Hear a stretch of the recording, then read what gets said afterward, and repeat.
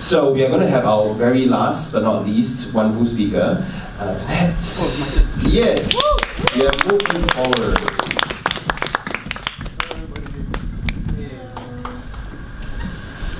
Oh yes, sorry. Let me tell the story, any story, and chant us, and then. How many of you played Dungeons and Dragons?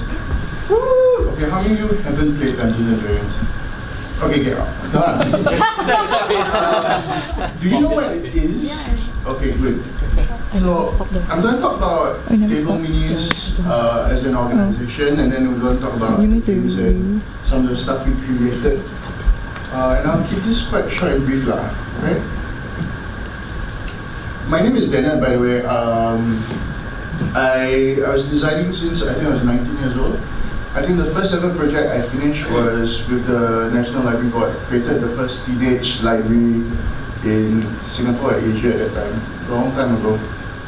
So I've been working with different companies and building my own stuff for quite some time. TableMinis is the latest iteration of what I've been doing. We started this as a joke. The day we opened was April Fool's Day.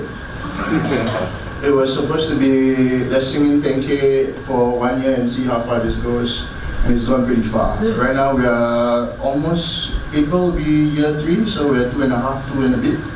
And it's grown from a small one-room thing to this unwieldy monster right now. We are a studio first and foremost. We subterfuge ourselves as a place where you can play D&D, but what we really are is we create content and we create a lot of games, which is slowly coming out, and the players and the public are starting to take notice. We also pride ourselves with professional dungeon mastering. That's a strange word, professional dungeon masters, but taking it to more than an entertainment, into art form, into a level of professionalism. And I'll go a lot more into the difference it makes to players from just a normal game master to a professional one. Okay? And then I think most important is we do collaborative games. Games where people work together. I think that's very important and foundational in terms of what we do. Open April Fools, open second room in Wintex Center, open the third room. We did Comic-Con. Comic-Con, we were not supposed to be there, but we went anyway.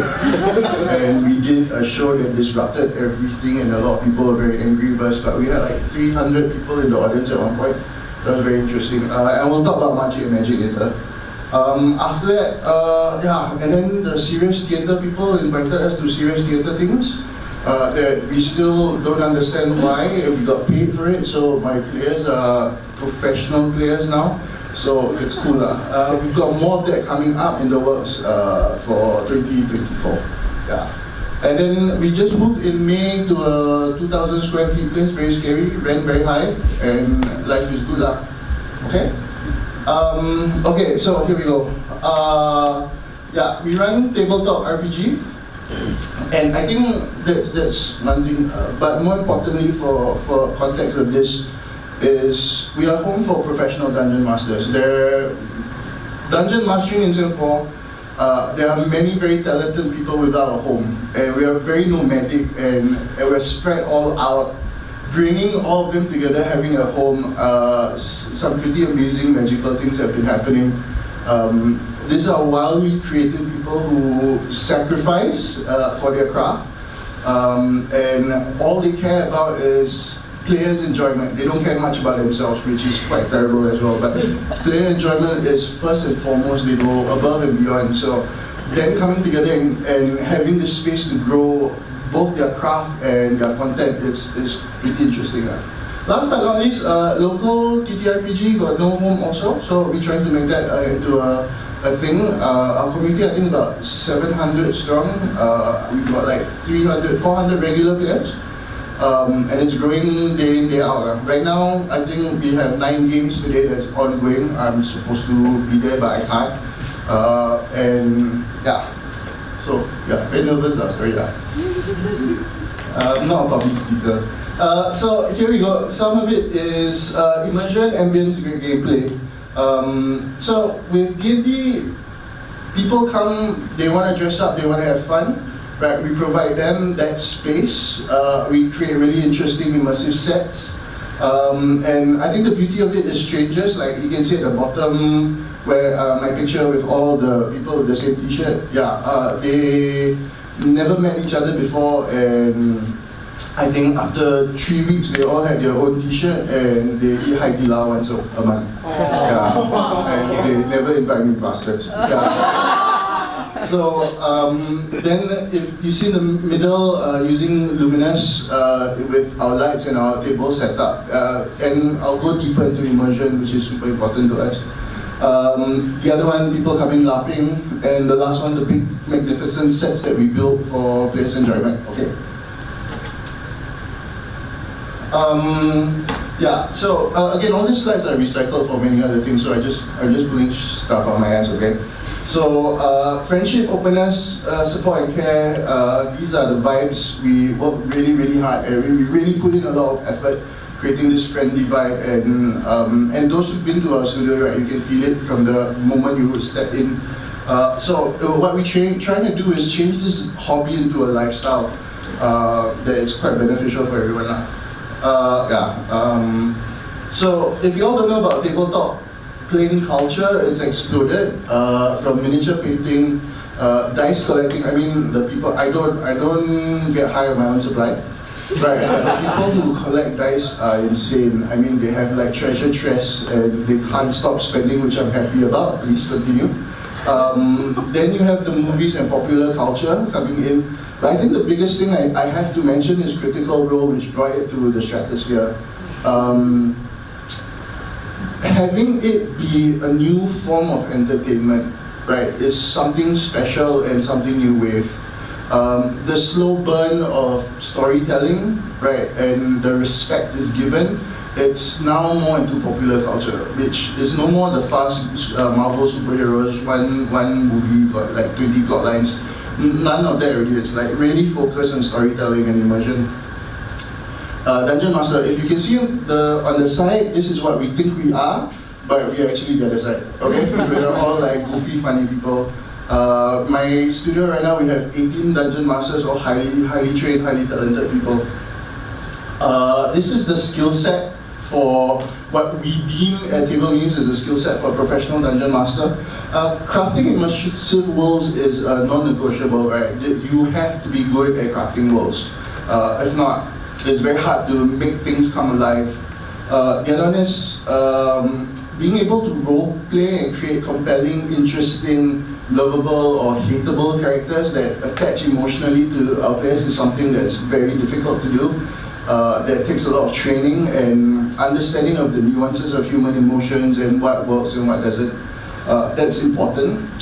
So we train once a week, every Sunday morning, which tomorrow I can't go because I'll be here. But we train once a week in working on our skill sets. Building, sustaining atmosphere, immersion. Yes, this one's very important. This one I can have a whole lecture series on this really. Narration ability, able to tell stories, and then I think most important is really good. I mean, high-level dungeon mastering. Dungeon masters are people who can really listen well, and I'll explain why very soon. Okay. You all got any questions so far? All right. Okay, so I get to this point where we have the traditional style and the modern style of dungeon mastering. Where the traditional style is like the dungeon master creates a story and we let you loose into the world. I think that's damn boring right now. But it has very, very little value in the way stories are portrayed, even in today's culture. The new wave is really about taking players' choices, backstories, and the difficulty of it weaving it into a sustainable plot that is both interesting and gripping takes a lot of skill, right? So this is what I'm trying to impart today in terms of how do you do it and how do you create that momentum with this type of stories. Because if you just tell a story with like, if you do Dragonlance or maybe if you do the Marvel Super, the world, right? The stories are very static. and there's not enough dynamism that needs to be put in. Where when you do D&D or tabletop, it's really collaborative with the players, and that's very important.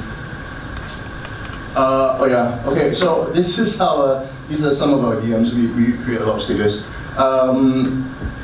Immersion, enjoyment, and becoming. Okay, so immersion is when you come in to a game, and I think this is for even with digital games, how you present the game and how quickly you immerse them. It's key. That's the winning formula. You have to start that well. So we with some of the examples we're going to talk about like how we do that. The other one is enjoyment. It's very simple to have D&D players happy. You just sit them at the table, ask them roll dice, done really, right? Right. And for no reason, everybody just roll D20. They roll you see smiles already, and then game over. Everybody can leave. But it's not enough when you are playing with high-level players. Players who've been playing a lot. They care a lot about the mechanical side of games, and not to win. The players who want to win, they don't play at my studio, they play at other places. Right? But the players who come to our studio, they really want to tell deep, meaningful stories that impact them, and they get to explore new sides of themselves through these characters. So having the interest, because combat is very easy, right? But having the interest of the mechanical differences and the nuances of that is, I would say, essential to a great campaign and a great session. Okay. And last but not least is becoming. I think we all play games because we want to experience more of ourselves, right? I think my own definition of what a game is, it's a gym for you to stretch who you are. And I don't know any medium that does that better than TTRPG, right? If not, I would have gone into that medium. I'm very interested in people becoming more and different than who they are. Get the space for them to expand, and that is what sets us apart from the other studios, and that's what our signature is at TableMinis, is really the availability and the space that you can become something else. Okay? Am I talking too much? No, I'm supposed to talk, right? Yeah, I'm supposed to point there. I don't know why I'm pointing there. Okay, so here we go. Dungeon of the Mad Mage. Dungeon of the Mad Mage is, we're going straight down to pure Dungeons and Dragons, okay? There's nothing more pure than Dungeon of the Mad Mage. It is 23 levels of dungeon. If you were to run it, it would run for about maybe 4 years of gameplay. It cannot be run for just one group of people. So we had to redesign, or in our own industry we call it, we remix this Mad Mage into something else. This has been running for 3 years, two-ish years, and we have 67 different players who have contributed to the story. Okay, the tickets sell out in minutes. Once we post it up, right, my waiting list is like 13 people long for this, and I think within 5 seconds it's gone already. So the wait list on this is very strong. Why is it strong? Because one, the game is very balanced. It took us a lot of effort to balance it. But number two, it is the collective stories that happen. And the players, some of them are legends. I mean, the new players who manage to get seats, right, they hear about what the old players have done, and then they meet them in the studio, they're like, wow, you did this. And I was like, no, I'm eating my chicken rice, go away. Right? So there is a lot of lore and a community, especially through Discord, of sharing of the stories. So this is a very big success story for us, which is we creating the space for them to come in and play, and then as they play, the stories that they tell is like, for example, one guy, he went into a room, he was about to fight like 6 different wizards, and it's going to be a very difficult battle, but he just turned into a whale and destroyed all of them in one turn, and then we rolled, and then like everybody was laughing, people were on the floor, and these are the things that are still shared in the community. So Dungeon of Mad Mage is a very interesting part. The other one is, I'm going to move on quite fast, okay? Kinda sus. You all have you all played Among Us? I'm sure you all played Among Us, right?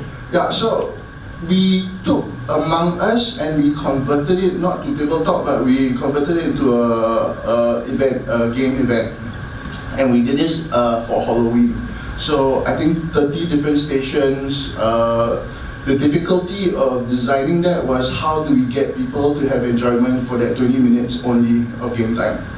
And that was very, very difficult to solve. My team, they managed to pull out the essence of the game, which is the murdering part, right, and really enforce it and amplify it. And that was a very interesting experiment. This is one of the first experiments that we have done. We've run it for corporates, right, 4 or 5 times already for different corporates as well. We're constantly refining this. Next one is Marches and Magic. Marches and Magic, I think the presentation of it is something I want to talk about. It is D&D set in Singapore. So it's Singapore has a secret government organization against the paranormal. The players are part of that organization. There are no claims. They cannot claim parking from this organization. But presenting it, because it's about Singapore, presenting it with the Singapore colors like batik shirts and the different like kuih-kuihs and all that, to make it really as realistic as possible is something that, again, with presentation, it really elevates the experience. So presenting it well was very important to us. I wanted to say next slide, but it was me. The other one is Creatures of the Night was this year's Halloween event. It is about a song that was missing, and the players who came in, they went to the different rooms. Actually, very drama story. We rented a place in Geylang. I think it was Lorong 36 or something. And everything's set up. Everything's about to go. It's 2 days before the event, and they called us. They said they got evicted. So we didn't have access to the space anymore. The whole team panicked, and it was a fun time. And then in the end, we converted the studio and we did it in-house, which was even better.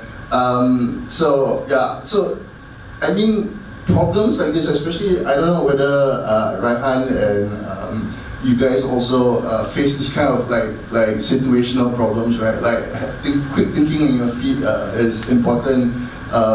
The show must go on, must find a way, and everything worked out in the end. So that's interesting as well. Okay, Strixhaven. Okay, so this was a breakthrough within the company when we created D&D series. Okay, before that we were just doing games and campaigns, but we never thought about something like an episodic like TV series. Okay, so Strixhaven was a great place that we could start that. It is, we're doing year 1, year 2, year 3, year 4, right? So they are collective bunch. Strixhaven is a magical university, if you didn't already know. So year 1, we have 67 players doing year 1. And the stories they tell, the NPCs that build spills into year 2, and then year 2 spills into year 3. So the players, they don't mind waiting 9 months for their turn, okay? And and when it comes to their turn, they all take leave, right? It's an important magical event for them, and we're talking about all 60 players. The Discord channel and the WhatsApp blows up. Like I wake up in the morning, there's like 9,000 messages. I don't know what's going on, right? Where they laugh and they role play in the Discord as well. So the game goes beyond the rooms, it beyond the tables, and goes outside. Why it's such a gripping thing is because it's not a typical D&D format where it's combat based. It is really telling your story of your life in a magical university. So each scene, every character gets their own time to shine, and they get to tell the story with the DM, and while everybody else watches, right? It's a very fascinating way of looking at the game. Okay, next is Behold Fireball. Yeah, we took a board game. We took a card game, converted it into a D&D thing, right? It didn't work out so well, so this is one of things that we didn't do so well.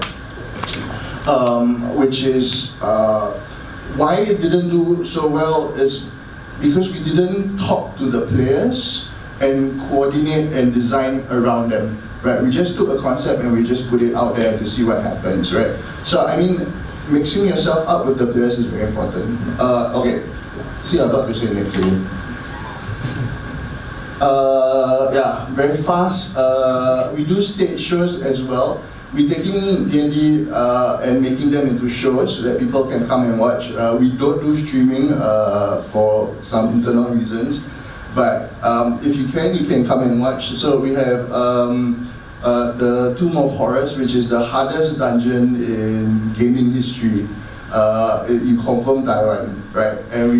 And we have 4 players who are at the highest level with as many magical items as possible. But the problem is they have to bring a 7-year-old noble who's very itchy fingers through this dungeon, and the noble has to survive, and the noble has a German accent. It's terrible.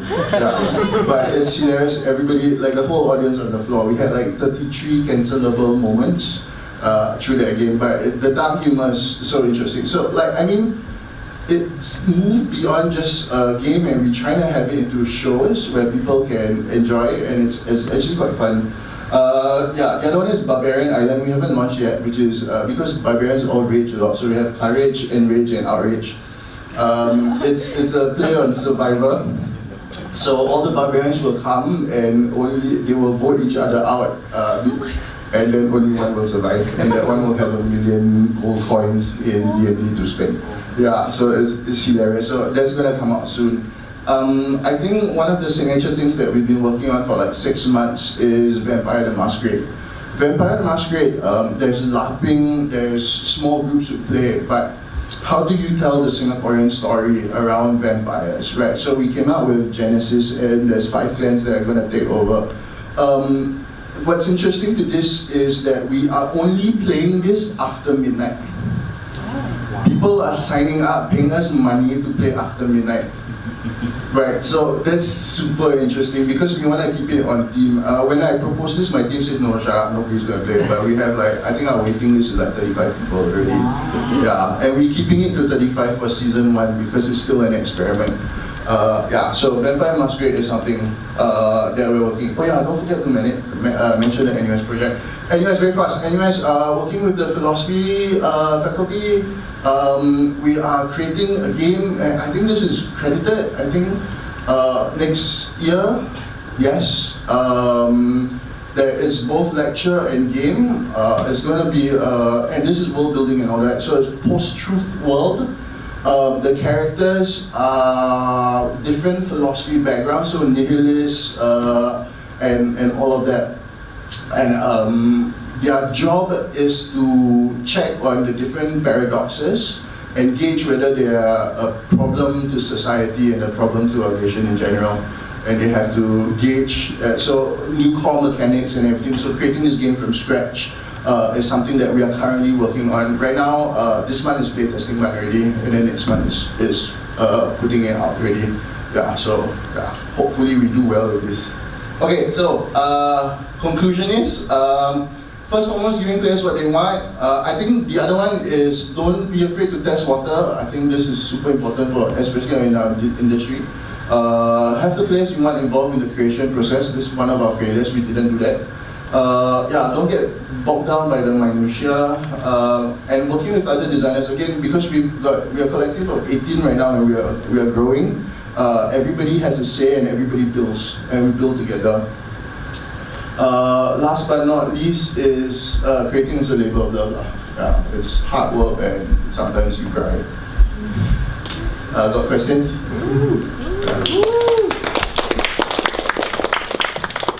Yes, one question. I have a question. Oh no.